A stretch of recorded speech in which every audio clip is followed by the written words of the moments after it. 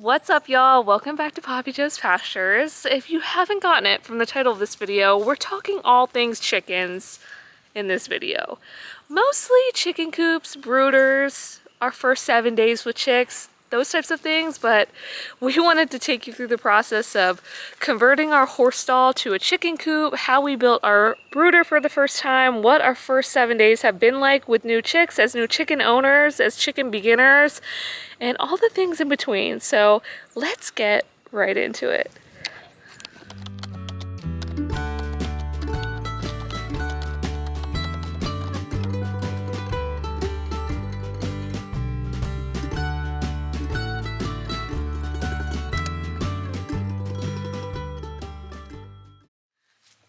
All right, to get this started, I actually just want to start with our coop tour. We have a few minor things to finish up before we'll say that it's 100% complete. First, I just want to show y'all where we're at with it, how it's looking, and then you'll get to see all the work that went into it and some of the things that we were doing. So this is a horse stall to chicken coop transformation, and while we do have plenty of pasture that the chickens could free range in due to the crazy amount of predators that we are going to have out here and the fact that we're not going to get a livestock guardian dog, we decided to do a little mini pasture within a bigger pasture. That way it could be fully fenced in. We have netting over top of it. You'll get to see everything. But technically our chickens, our laying hens, are going to be pasture raised. They're not going to be free range, which was originally the goal, but it just didn't make sense, and we frankly just would not be able to keep them safe if they were free ranging. So like I said, it's a horse stall transformation. Inside of the barn, we have our way to get in.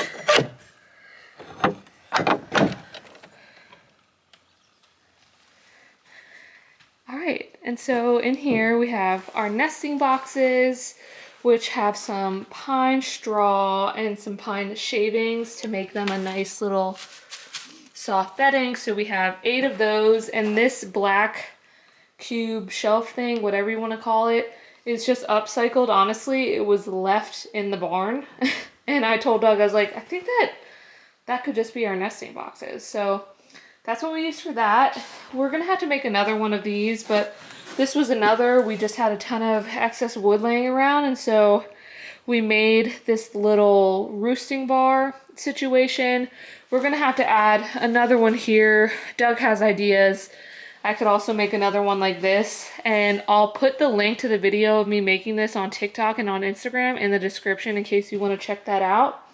Outside of that, we just have to add some fresh pine shavings to as like the bedding and as the flooring in here.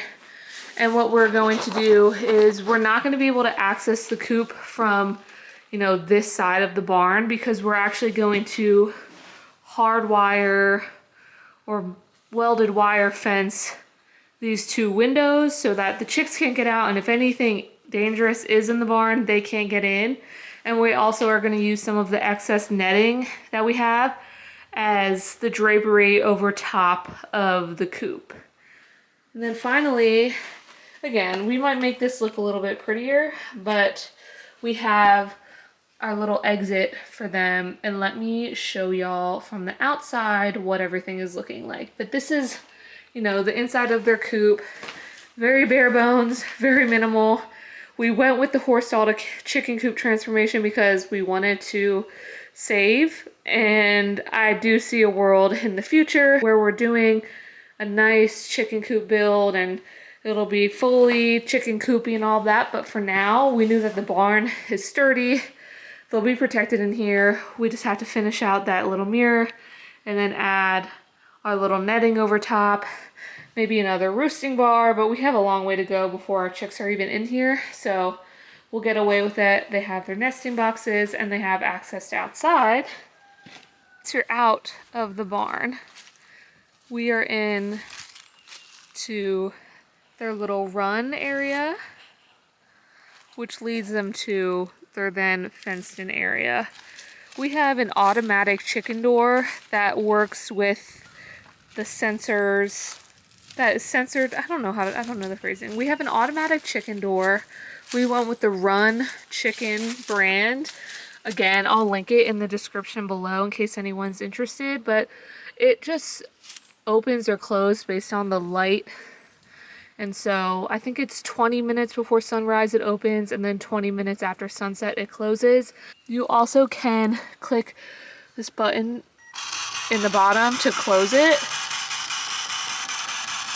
And so if you don't want it to be automatic, that's an option as well.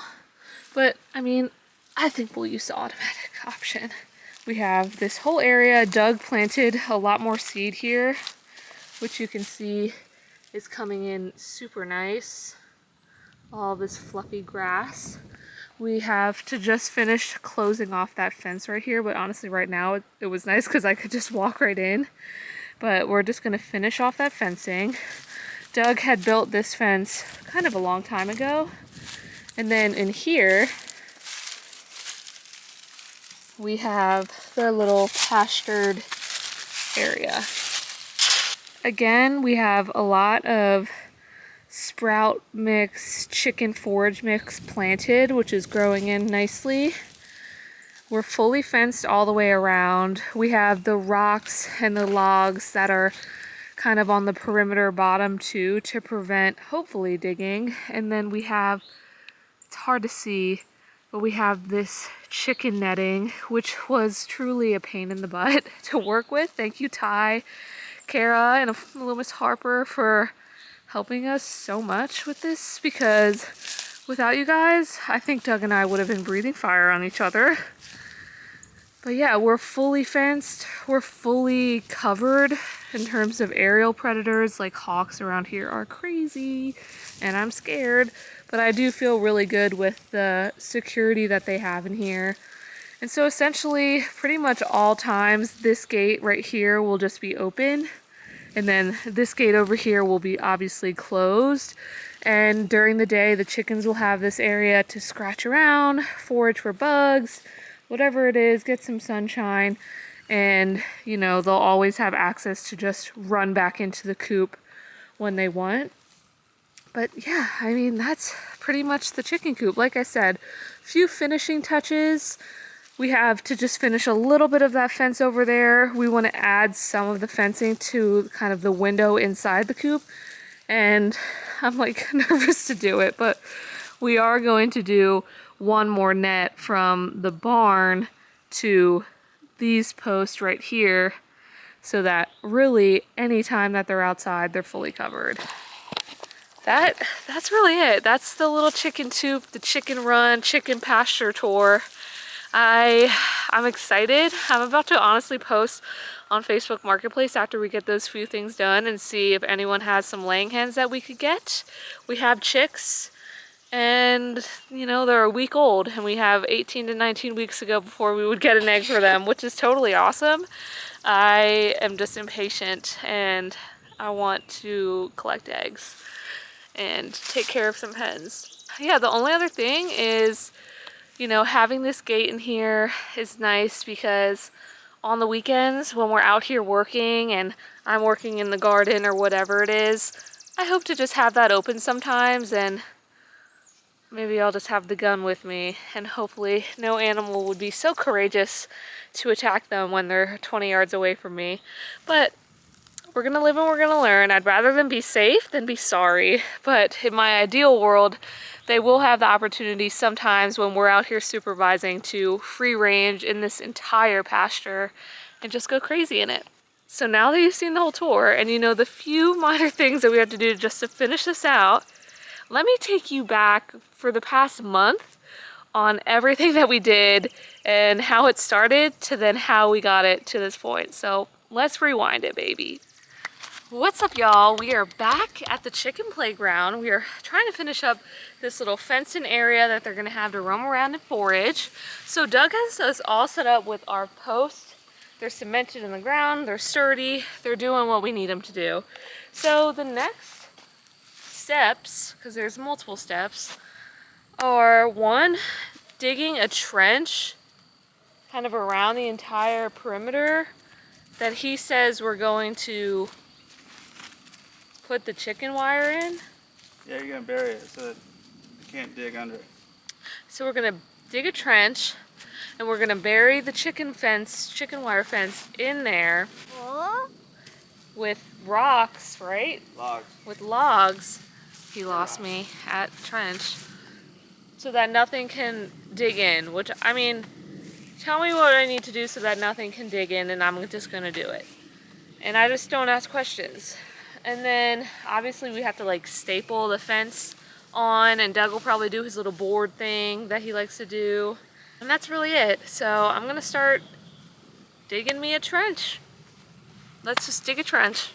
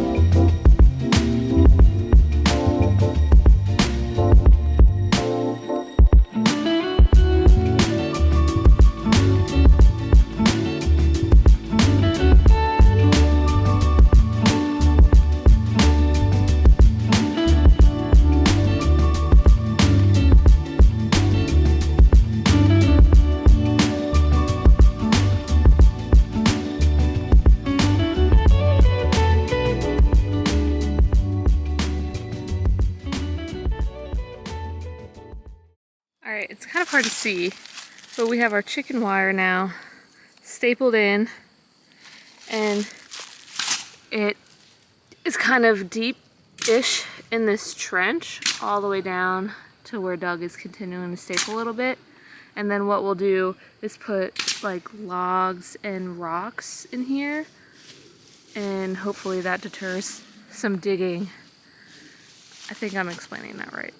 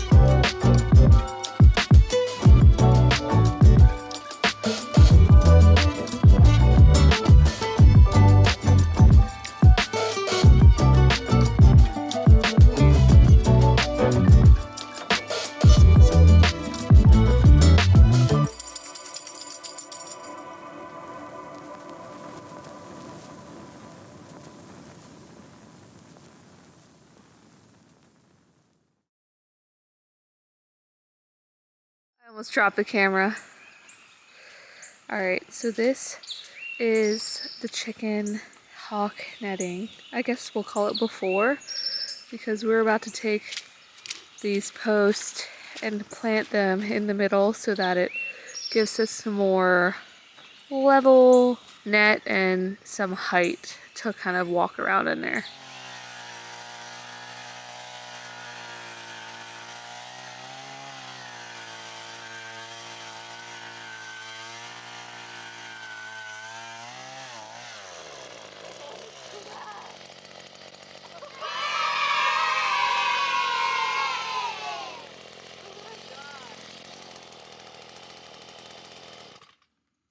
That thing's awesome.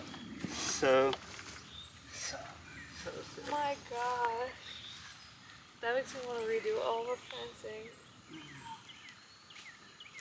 Doug, you're just going to be building fence just for fun. Alright, this is the part that's kind of work. This is where I really need your stick. Alright, so like Really high. yeah. No, but a little bit back actually because Here? yeah, try that.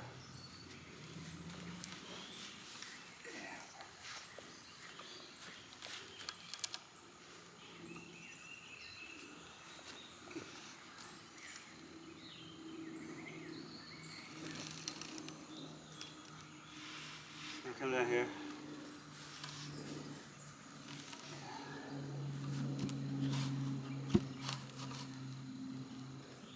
Like that? Yeah. Awesome. Does it look level? What do you mean? Yeah. You want my help?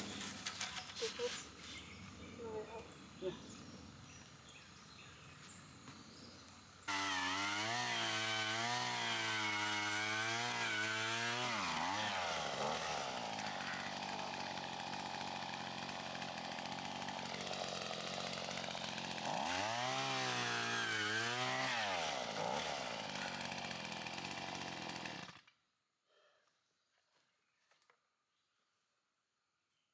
Oh well. Holy crap, it's like overheating.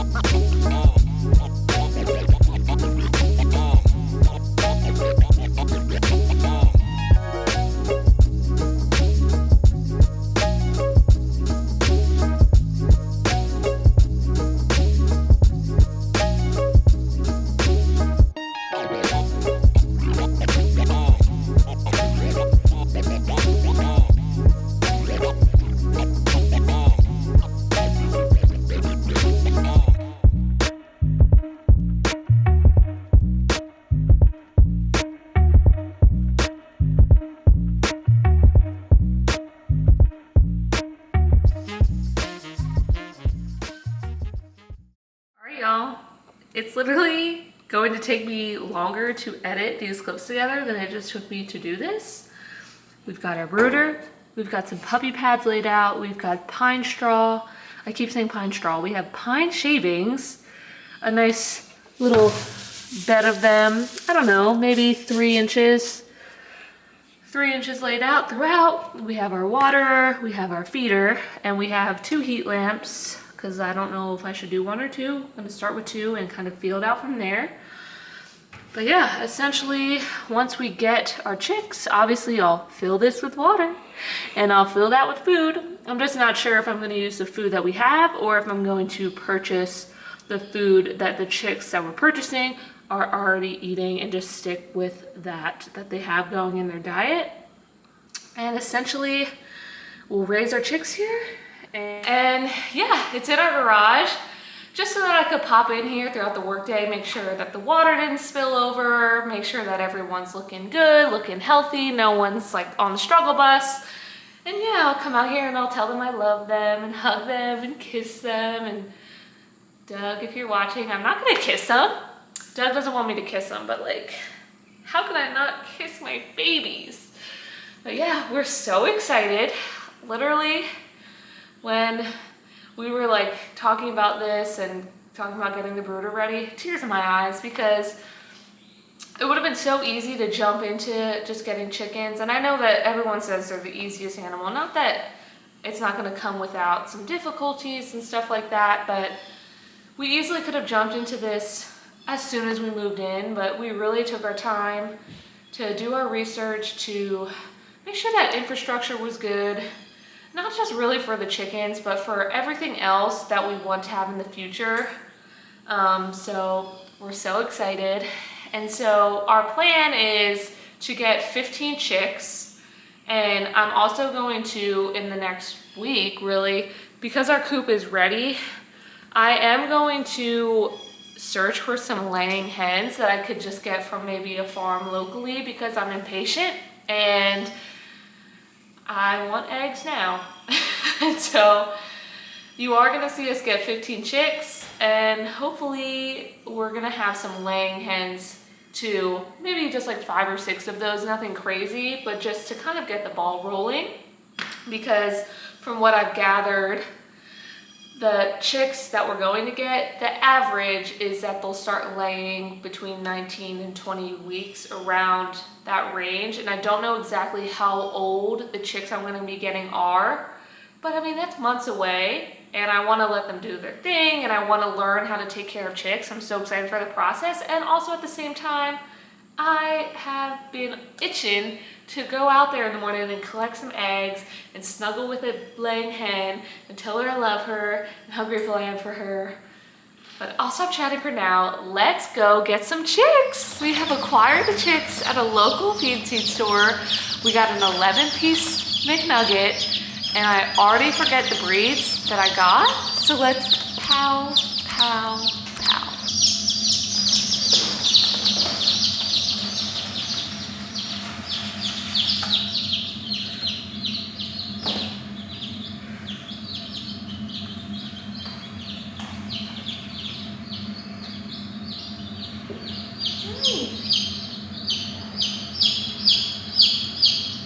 So there we are.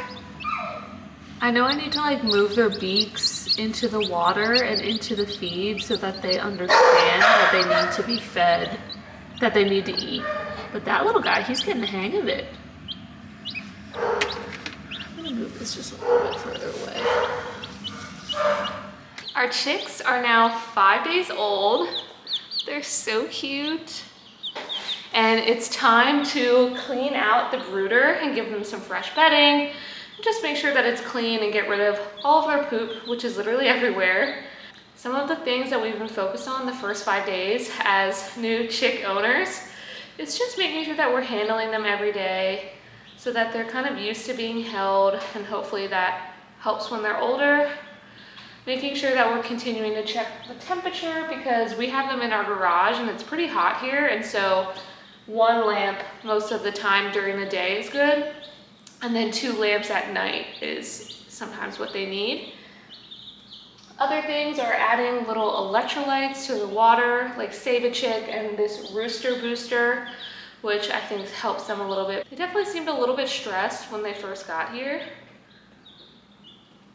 And yeah, we have grit. I add some grit to their feed, and we're just using a basic chick starter feed. And the grit just helps aid their digestion a little bit.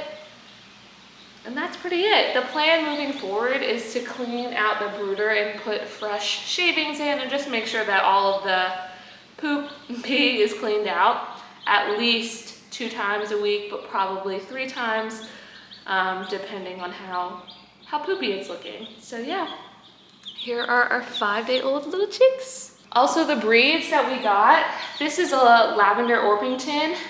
So we have some lavender Orpingtons, we have some speckled Sussex, we have some, what else do we have, little baby girl? What else do we have? We have some black Morans. And then we have one blue lace red Wyandotte, and this one just pooped on me. So let's do this. You had to go poo poo, didn't you? You little pooper. You little pooper. I'm just gonna add them to this cooler, which I have a little layer of pine shavings in while I'm cleaning the brooder, and it shouldn't take me that long. I'm just gonna scoop out all of the shavings and then add them to our compost, add some fresh shavings, make sure the water is clean, and it'll be good to go.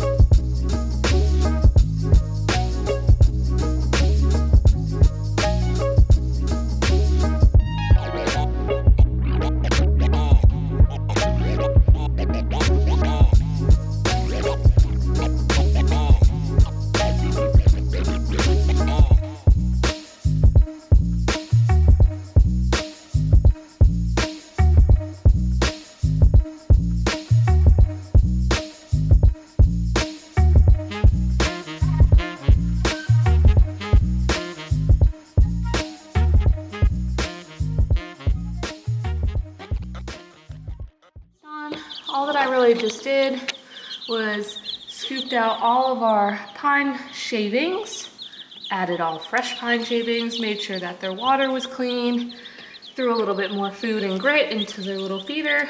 Looks like they're hungry. Worked up an appetite being so scared for the 5 minutes it took me to clean. That's all for today's video.